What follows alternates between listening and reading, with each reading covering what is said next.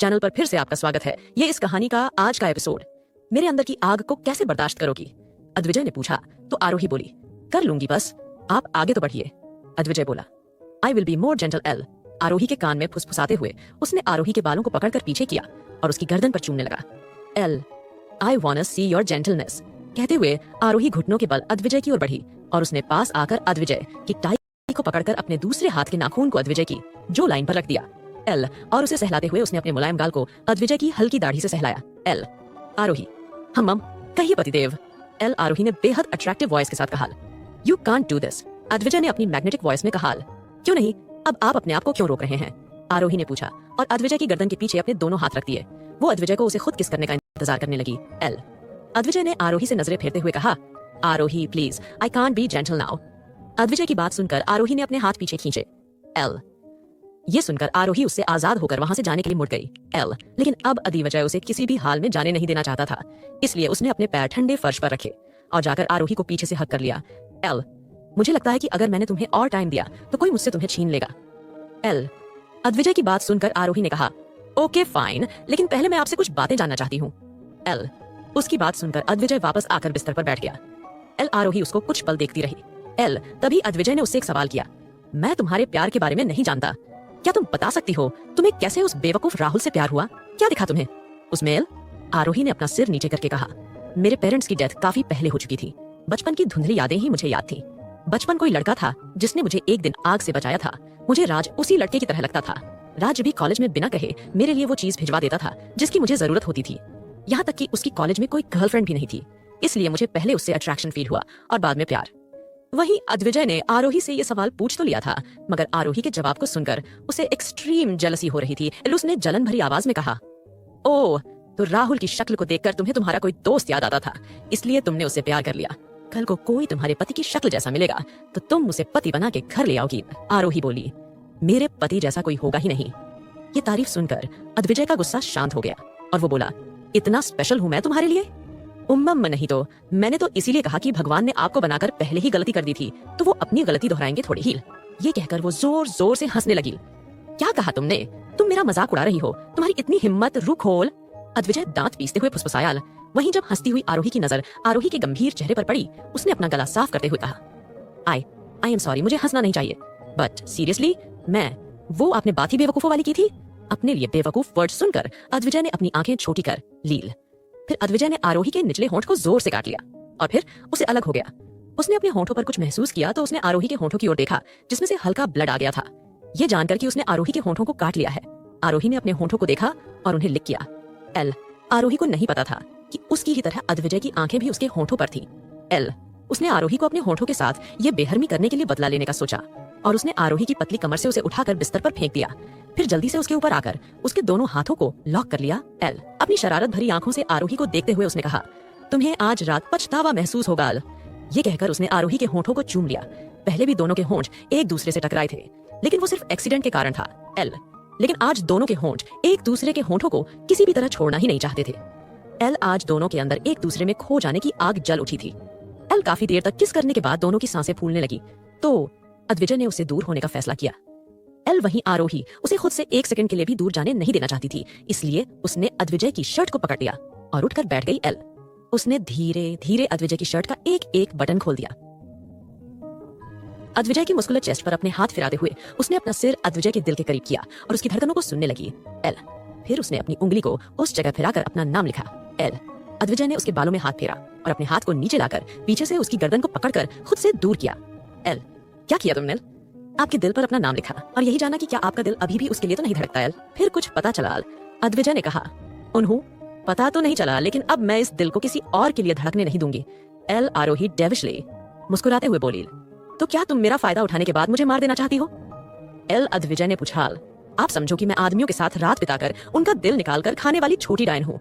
अब सोच लीजिए कहीं ये रात आप पर भारी ना पड़े।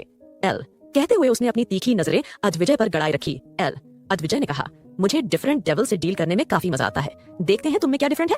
एल, कहकर उसने अपनी शर्ट को उतारकर बेड से नीचे फेंक दिया। एल, आरोही ने जल्दी से आगे बढ़कर फिर से अद्विजय की चेस्ट पर काट लिया। एल, अद्विजय ने उसके चेहरे को पकड़ा और कहा, ये तुम्हारे दांत हैं या कोई खंजर?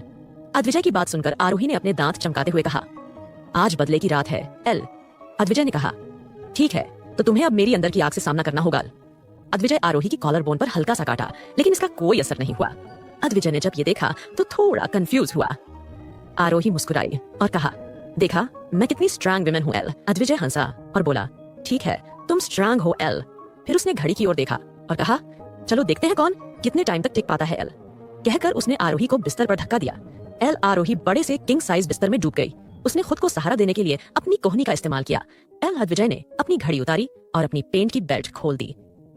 अद्विजय था ही टॉल एंड अट्रैक्टिव पर्सनालिटी का मालिक, मगर शर्टलेस होने पर वो ग्रीक गॉड बन जाता था, जिसके आगे कोई आदमी टिक ही नहीं सकता था। लड़कियों की तो कोई बात ही नहीं। अद्विजय, क्या आप सच में मुझे चुनकर पछताने वाले तो नहीं है? एल आरोही ने इनसिक्योर फील करते हुए पूछा। बिस्तर पर अपनी गहरी आंखों से उसकी ओर देखते हुए अद्विजय ने उसकी बात का कोई जवाब नहीं दिया। अद्विजय ने अपने बाइसेप्स फ्लॉट करते हुए अपने बालों को पीछे किया। अद्विजय को फिर से शर्टलेस देख आरोही की सांस फूल रही थी और उसकी छाती ऊपर नीचे हो रही थी, जिससे उसकी डिफाइंड कॉलर बोन दिख रही थी। पतिदेव, आप इतने हॉट क्यों हो? आरोही काफी धीमी आवाज में खुद से बड़बड़ाई। उसको बड़बड़ाता देख अद्विजय मुस्कुराया और उसने अपनी बेल्ट खिसका दी, फिर बेल्ट को शेल्फ पर छोड़ दिया। इसी समय आरोही के पैरों के बीच अद्विजय ने घुटने टेक दिए। एल उसके चेहरे के शार्प फीचर्स और टोन्ड एब्स एक बार फिर आरोही की नजरों में आ गए। धीरे धीरे उसका चेहरा जलने लगा। एल आरोही ने उसे न देखने के लिए अपना चेहरा ऊपर किया। एल तो उसने अपनी कॉलर बोनस पर अद्विजय के ठंडे होठों को फिर से महसूस किया। उसके बड़े बड़े दोनों हाथों के नीचे आरोही के नाजुक हाथ थे। एल अद्विजय ने उसकी कॉलर बोन को चूमते हुए धीरे से उसके नाइट सूट को हटा दिया। एल आरोही शर्म से पलट गई और उसने अपने हाथों से खुद को कवर करने की कोशिश की। एल अद्विजय उसके कंधे को चूमते हुए उसके कान में फुसफुसाया, वो तुम ही थी ना जो पहले ये चाहती थी? एल आरोही ने हाँ में सिर हिलाया। एल आरोही को हामी भरते हुए बिल्कुल शर्म नहीं आई, क्योंकि यहाँ वो मासूम थी और अद्विजय डेविल, जिसने अपनी ग्रीक गॉड जैसी बॉडी का यूज कर आरोही को बहकाया था। अद्विजय ने उसके नाजुक हाथों को पकड़कर अलग किया। फिर अद्विजय आरोही की कोमल बॉडी पर किसीज के निशान छोड़ने लगा। एल उसने आरोही की पतली कमर पर अपने दोनों हाथों की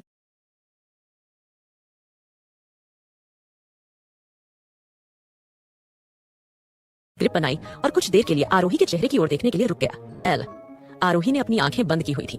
एल जब उसने कुछ देर तक अद्विजय की कोई हरकत महसूस नहीं की तो उसने अपनी आंखें खोली और उसकी ओर देखा। एल अद्विजय ने उसे अपनी तरफ देखता पाकर दोनों के शरीर के बीच के गैप को धीरे से मिटा दिया। दर्द के कारण आरोही ने कसकर बेड की चादर को पकड़ लिया। एल अद्विजय ने झुककर आरोही के होठों को चूमा और धीरे धीरे उसे प्यार किया। एल आरोही ने कुछ ही देर में महसूस किया कि इतनी सर्दी के माहौल में अब उसे गर्मी महसूस हो रही है। एल उसने अपने हाथों को अद्विजय के बाइसेप्स पर रख दिया। एल वो कभी उसकी आंखों में देखती तो कभी दर्द से अपनी आंखें बंद कर लेती। एल आरोही को इतने ज्यादा दर्द में देख अद्विजय आरोही से अलग हुआ और उसने आरोही को ब्लैंकेट से ढक दिया। एल वो अपनी लोअर बॉडी पर एक ब्लैंकेट लपेट वहां से उठ गया। एल आरोही ने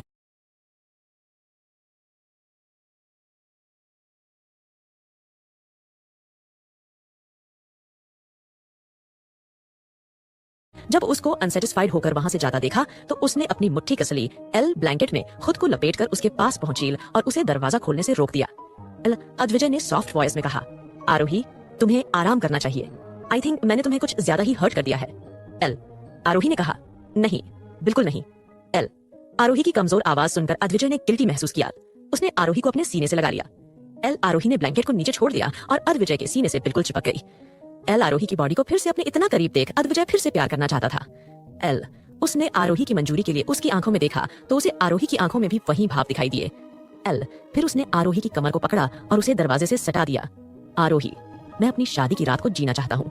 एल अद्विजय मैं तैयार हूँ। आरोही बोली। अद्विजय के हाथ का अंगूठा आरोही के गुलाबी होंठ पर था। एल वही आरोही के हाथ अद्विजय के चेहरे को महसूस कर रहे थे। एल अद्विजय ने आरोही को गोद में उठाया, बिस्तर पर लिटाया और लाइट्स ऑफ कर दी। आज शादी की रात किसी और की थी, मगर सुहाग रात के हसीन पलों को वो दोनों जीने वाले थे। जब अद्विजय वापस से आरोही को प्यार करने के लिए झुका तो अचानक आरोही ने अद्विजय के चेहरे को अपनी हथेलियां में थामा और रिक्वेस्टिंग टोन में बोली, प्लीज अद्विजय रुक जाइए। ये सुनकर अद्विजय ने उसे नजरअंदाज किया और थोड़ा और मूव हुआ। अचानक आरोही चीखी, नहीं रुक जाइए। उसकी इतनी तेज चीख सुनकर अद्विजय रुक गया। आरोही ने कांपते हुए अद्विजय के सर को होल्ड किया और बोली, आप मेरी तकलीफ को समझिए, मैं ये बिल्कुल भी बर्दाश्त नहीं कर पा रही हूँ। ऐसा लग रहा है कि अगर आप 1 इंच भी आगे बढ़े तो मेरी सांसें ही मेरा साथ छोड़ देंगी। एल इस पर अद्विजय थोड़ा हैरान हुआ। उसने आरोही की आंखों में सच्चाई को देखा, फिर वो धीरे से आरोही से दूर हुआ। आरोही ने अपने मुंह पर हाथ रखा और अपनी आंखों को बंद कर लिया। एल अद्विजय ने उसके गाल को थपथपाया। आरोही ने अपनी आंखों को खोलने की कोशिश की, मगर दर्द के कारण उसकी आंखें ही खुल नहीं पा रही थी। ये सब देखकर अद्विजय काफी परेशान हो गया। एल, उसने आरोही को उठाया और पैनिक होकर पूछा, ऐसा क्या हो गया है तुम्हें? क्या तुम नॉर्मल औरतों की तरह नहीं हो? तुम्हें बच्चे को जन्म दे चुकी हो। ये सुनकर आरोही ने कहा, आई डोंट नो बट मैं ये बर्दाश्त नहीं कर सकती। और हाँ, जब मेरे साथ उस आदमी ने रात बिताई थी तो अगले दिन मुझे हॉस्पिटल जाना पड़ा था। डॉक्टर ने कहा था कि मेरे साथ कुछ ऐसा हुआ है जैसे कि किसी ने मेरा गैम रेप किया हो, मगर मैंने उस बात पर यकीन नहीं किया। एल, इस पर अद्विजय शॉक हो गया। उसने आरोही को गले लगाया। वो इस वक्त आरोही को कांपते हुए महसूस कर पा रहा था। आरोही ने अद्विजय की आंखों में देखते हुए कहा, जब से पता चला है कि राहुल उस रात मेरे साथ नहीं था, तब से मैं ये सोचकर डर जाती हूँ कि क्या धानी एक गैम रेप की वजह से तो मेरी जिंदगी में नहीं आई। अगर ऐसा हुआ होगा तो धानी किसकी बेटी होगी? क्या मैं ऐसे आदमी को अभी कभी माफ कर पाऊंगी?